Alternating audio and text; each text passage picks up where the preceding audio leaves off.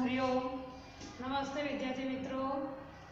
आज अपने विषय गुजराती 1 में बराबर विषय गुजराती 1 लेसवानी धोरण 4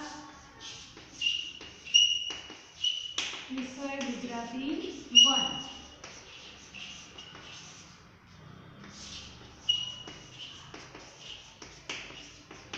एमां काव्य 9 चाले छे। आपणे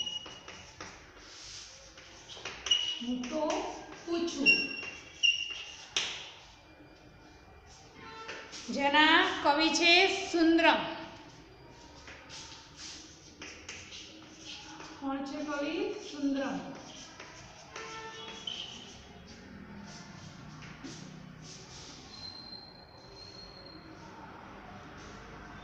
जो आपणे गया दास में गुजराती 1 में गया दास में आपणे काव्य डिजिटल में मैं तमने बतावी थी बरोबर ने?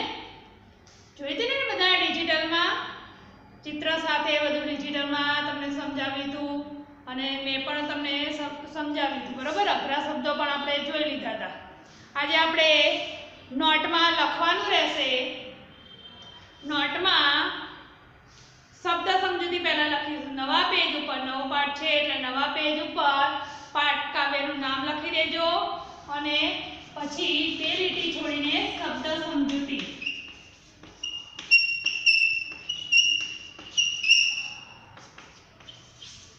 આના નીચેથી સૂચના મારીને લખજો શબ્દ સમજૂતી। કારણ કે ડિજિટલમાં જોયું તો એટલા માટે શબ્દ સમજૂતી લખવાની બાકી હતી। તો લખી કાઢજો અત્યારે શબ્દ સમજૂતી પહેલા। જોડી એટલે સજ્જડ બેસાડેલી સજ્જડ। પછી ટીલડી એટલે નાનો ચાંદલો।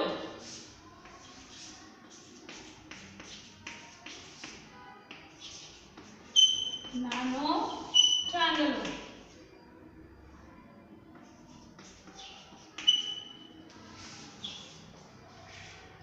મીંદડી એટલે કે બિલાડી। કાવ્યમાં આ બધા જે શબ્દો વપરાય છે એના અર્થ છે। મીંદડી એટલે બિલાડી। બિલાડીને કાવ્યમાં શું કહ્યું છે? તો મીંદડી શબ્દ વપરાયો છે। તેમજ ટીલડી જે મોરના પીછામાં જે ટીલડી હોય છે એટલે કે નાનો ચાંદલો। માંદરી એટલે કે ભૂરી કીકી વાળી। બિલાડીની આંખો કેવી હતી? તો કે માંદરી। માંદરી એટલે કે ભૂરી।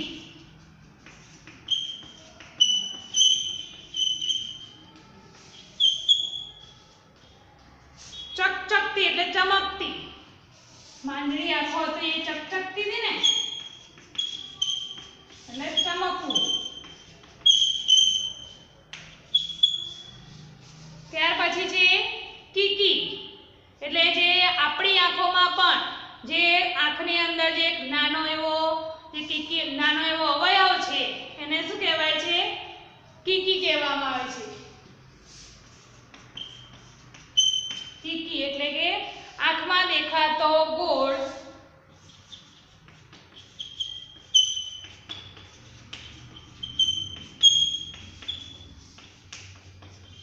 નાજુક અવયવ।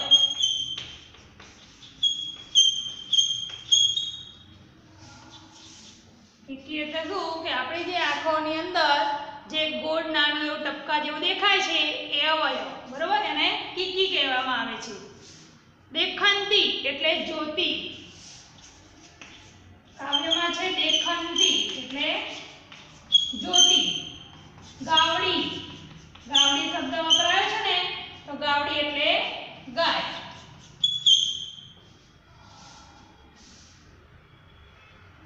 પછી નવલખ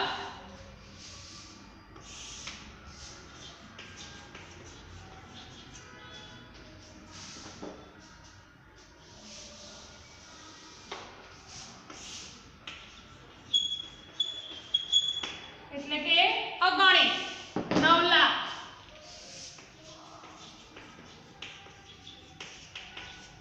અગણિત જે ગણ્યા ગણાય નહીં એટલા અગણિત। નવલખ એટલે કે જે નવલખ તારાની જે વાત કરવામાં આવી હતી એ બરોબર। હવે દિશ એટલે કે દિશા।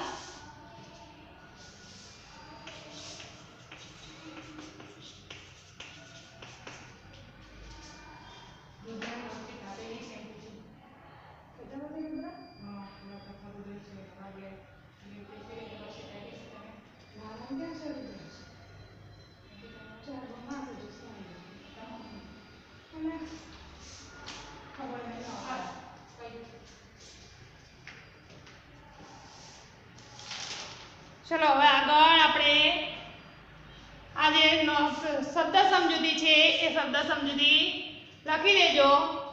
એના પછી આપણે લખીશું પ્રશ્નના જવાબ, એક વાક્યના પ્રશ્નના જવાબ. તો જ્યાં તમારી શબ્દ સમજૂતી લખવાની પૂરી થાય છે એના નીચેથી જ તમારે સૂચના મારવાની છે કે એક વાક્યના પ્રશ્નના જવાબ.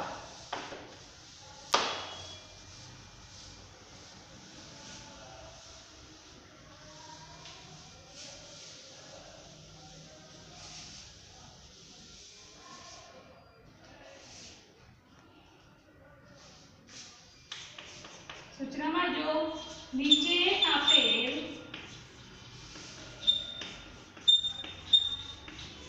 પ્રશ્નોના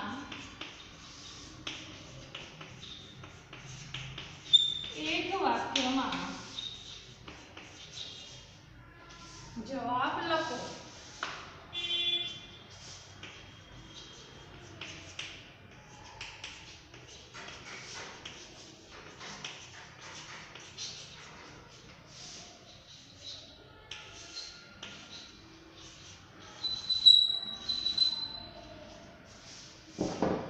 પહેલો પ્રશ્ન છે, હું તો પૂછું કાવ્યના કવિ કોણ છે?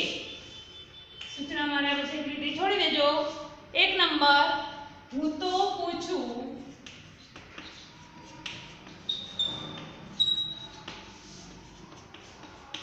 કાવ્યના કવિ કોણ છે? જ્યારે આપણે કાવ્ય સમજાયું ત્યારે પણ કહી દઉં હવે કવિ અને લેખકના નામ યાદ રાખવાના. બરોબર? તો હું તો પૂછું કાવ્યના કવિ સુંદરમ, બોર્ડ પર લખેલું જ છે કવિનું નામ. બરોબર? એટલે કોણ હતા? હું તો પૂછું કાવ્યના કવિ સુંદરમ. હું તો પૂછું કાવ્યના કવિ સુંદરમ છે. 2 નંબર છે, બકરી અને ડોશીની ઝૂંપડી ક્યાં જોવા મળે છે?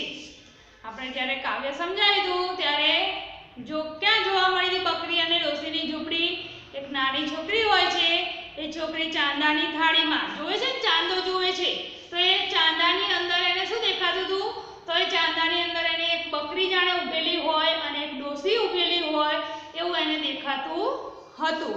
એટલે કહે છે બકરી અને ડોશીની ઝૂંપડી એને ક્યાં જોવા મળે છે? તો કે ચાંદાની થાળીમાં. લખીશું પ્રશ્ન, બકરી અને ડોશીની ઝૂંપડી, બકરી અને ડોશીની ઝૂંપડી ક્યાં જોવા મળે છે?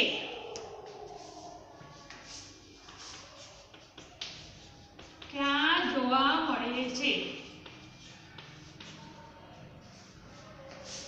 જવાબ, બકરી અને ડોશીની ઝૂંપડી ચાંદાની થાળીમાં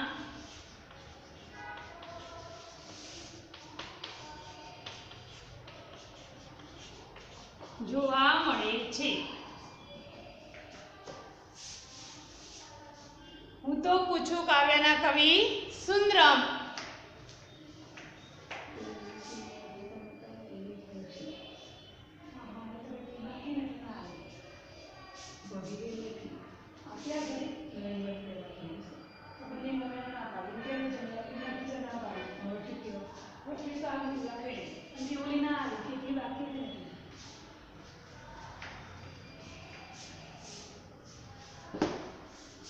જુઓ, હું તો પૂછું કાવ્યના કવિ સુંદરમ છે અને બકરી અને ડોશીની ઝૂંપડી ક્યાં જોવા મળે છે? તો કે બકરી અને ડોશીની ઝૂંપડી ચાંદાની થાળીમાં જોવા મળે છે.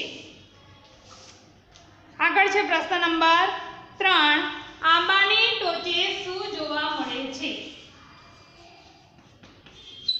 આંબાની ટોચે શું જોવા મળે છે?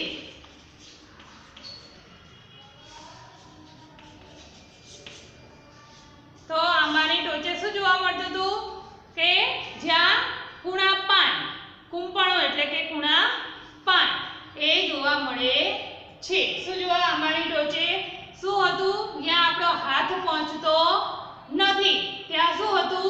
તો કે આપણો હાથ જ્યાં પહોંચતો નથી ત્યાં કુંપણો હોય છે. તો કે આંબાની ટોચે શું જોવા મળે છે? તો કે આંબાની ટોચે કુંપણો જોવા મળે છે. તો લખીશું જવાબ આંબાની ટોચે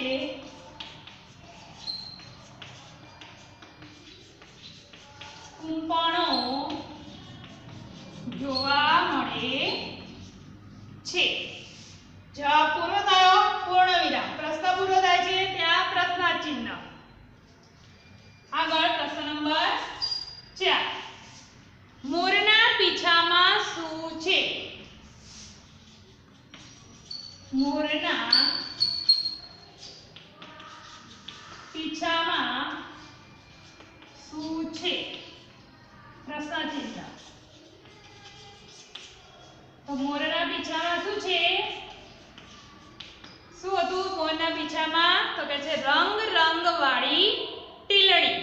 શું લખવાનું? રંગ રંગવાળી ટીલડી. રંગ રંગવાળી નહીં લખો, ખાલી ટીલડી લખશો તો અડધો માર્ક્સ કપાઈ જશે. એટલા માટે મોરના પીછામાં શું છે એવો પ્રશ્ન પૂછ્યો હોય એટલે તમારે રંગ રંગવાળી ટીલડી એવું જવાબમાં લખવું પડે. ખાલી તમે ટીલડી લખી દેશો તો અડધો માર્ક્સ કપાઈ જશે. આ એટલા માટે હું કહું છું કે કારણ કે આવી બધી લખવામાં તમે ભૂલો કરતા હોવ છો અને પછી માર્ક્સ કપાય એટલે કે શેના કપાયા આવું થાય છે પછી. એટલા માટે હું જ્યારે લખાતી હોઉં છું ત્યારે જે પણ ધ્યાનમાં આવે છે તમને કહેતી જ રહું છું કે કઈ રીતે જવાબમાં લખવું એ. હવે મોરના પીછામાં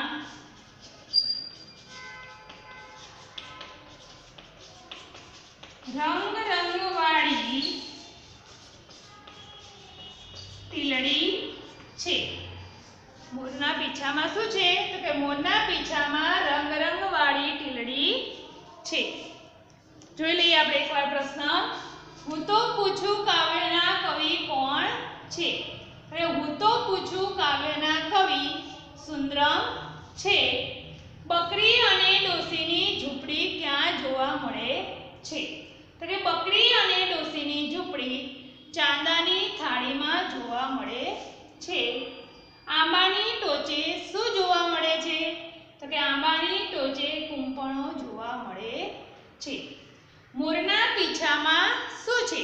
તો કે મોરના પીછામાં રંગ રંગવાળી ટીલડી છે. આગળ પ્રશ્ન નંબર 5.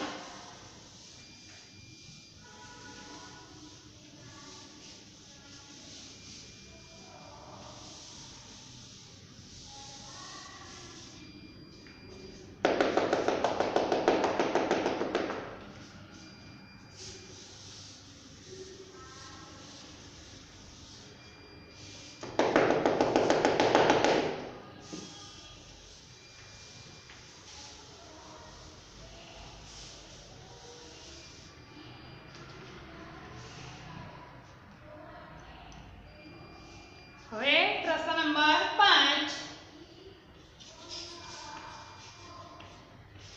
આંભલાની ચુંદડી શાનાથી મઢેલી છે?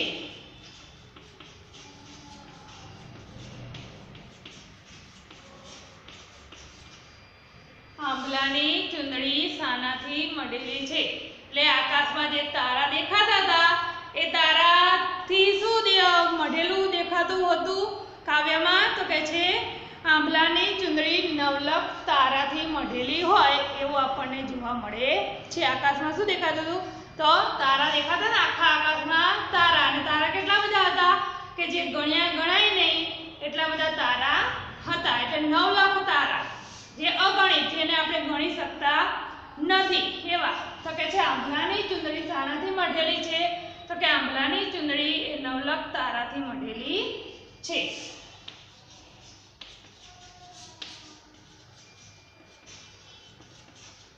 આંબલાની ચુંદડી નવલખ તારાથી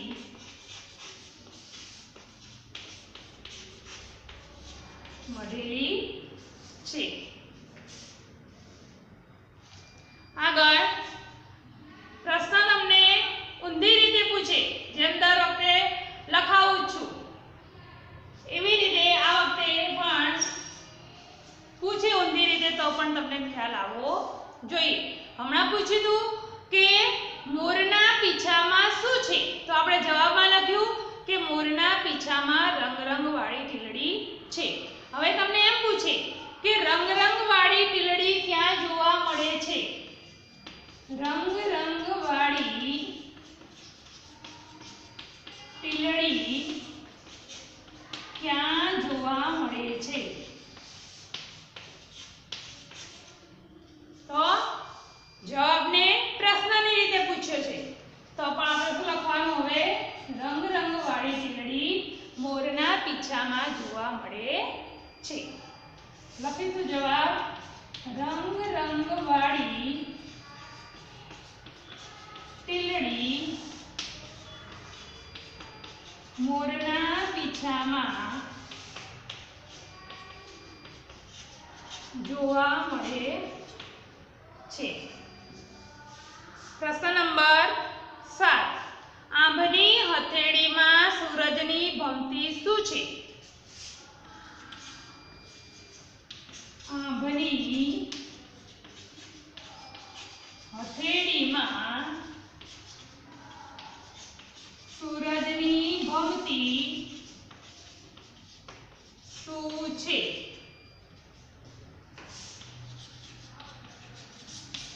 શું પ્રશ્ન પૂછ્યો છે આપણને કે આંબની હથેળીમાં સૂરજની ભમતી શું છે? તો લખીશું જવાબ કે આંબની હથેળીમાં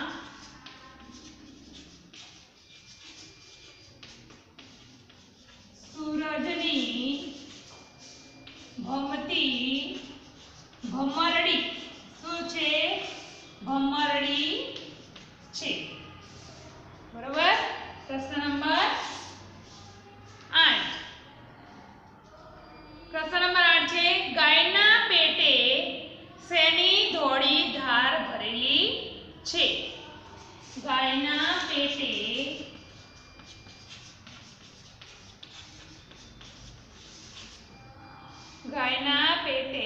શેની ધોળી ધાર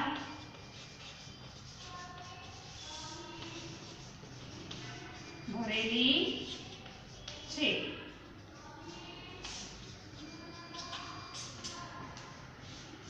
જવાબ, તો ગાયના પેટે શેની ધોળી ધાર ભરેલી હતી? તો કે ગાયના પેટે દૂધની મીઠી ધોળી ધાર ભરેલી છે. લખીશું અહીંયા જવાબ, ગાયના પેટે મીઠી દૂધની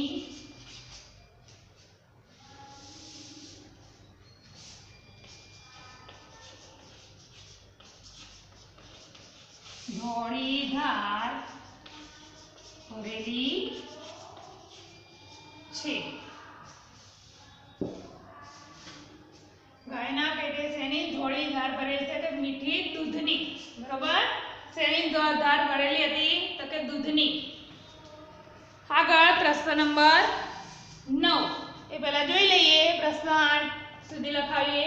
પ્રશ્ન 5 છે આંબલાની ચુંદડી શાનાથી મઢેલી છે?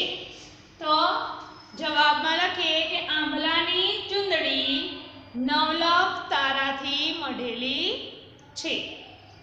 6 નંબર છે રંગવાળી ટીલડી ક્યાં જોવા મળે છે? તો કે છે રંગવાળી ટીલડી મોરના પીછામાં જોવા મળે છે.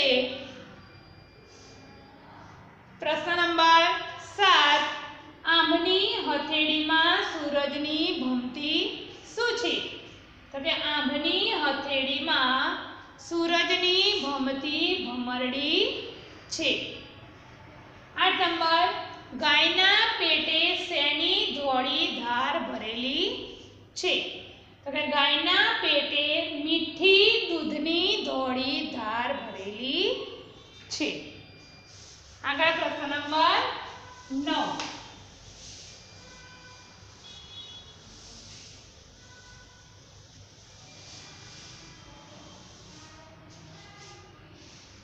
આંબાની ટોચે શું પહોંચતું નથી? આંબાની ટોચે શું પહોંચતું નથી? તો આંબાની ટોચે શું નથી પહોંચતું? હમણાં પ્રશ્ન હતો કે આંબાની ટોચે શું હોય છે. જો શું હોય છે એવું પૂછવામાં આવે તો કૂંપણો, અને શું પહોંચતું નથી તો હાથ. આપણો હાથ આંબાની ટોચે પહોંચતો હોતો નથી. એટલે પ્રશ્ન બરોબર સમજવાનો અને પછી એનો જવાબ લખવાનો. લખીશું જવાબ. આંબાની ટોચે હાથ પહોંચતો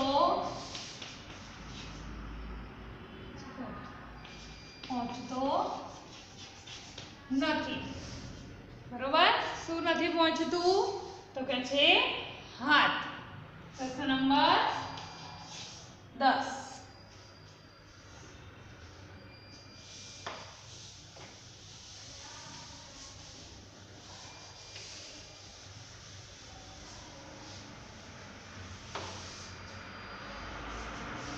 પ્રશ્ન 10 છે, ચાંદાની થાળીમાં કોની ઝૂંપડી મઢેલી છે?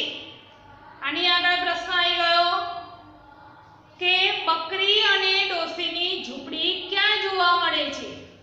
હવે જવાબને આપણે શું પૂછ્યું? પ્રશ્નની રીતે પૂછ્યો.